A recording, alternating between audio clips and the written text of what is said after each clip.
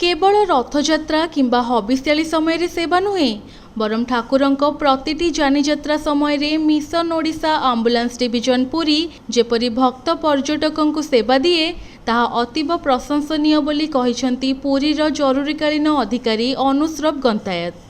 आगामी रथयात्रा उपलक्षे सेंट जोन आंबुलांस डिविजन अधीन मिशन ओडिशा आंबुलांस डिविजन तरफरु ओडिशा संगीत परिषद सम्मिलनी कक्षरे स्वतंत्र तालीम शिविर को उद्घाटन करी सेंट जोन आंबुलांस ओडिशा शाखार अभितनिक संपादक निधि कुमार राउतराय कहिथिले जे प्राथमिक चिकित्सा माध्यम ब्रिगेड माने जेपरी असहाय निसहाय को सेवा दे आसुछंती से दिगरे पूरी डिविजन रो सेवारे समर्पण भाव को एही जाति स्मरण रखिबो।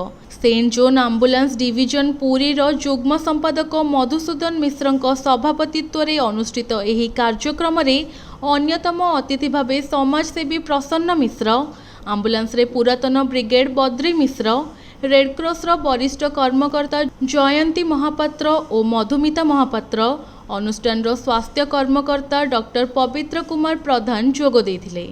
डिविजन कमांडर अजय प्रधान, ब्रिगेड सब्यसाची सेनापति और अजय कुमार दास प्रमुखों परिचालन रे एही कार्यक्रम रे आंबुलांस तालीम प्राप्त ब्रिगेड माननको केंद्र डिविजन रो प्रशंसा पत्र प्रदान करा जिबा सह 2025 रथयात्रार सफल सेवा पाई प्रमाण पत्र प्रदान करा जायथिला।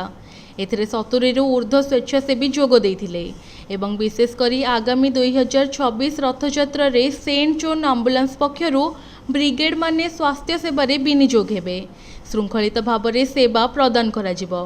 पानीय बंटन, सफेई कार्य, ग्रीन कोरियर, आंबुलांस सेवा जोगाई दियाजिबो बोली कहिसेंती सेंट जोन आंबुलांस रो जुग्म संपादक मधुसूदन मिश्र।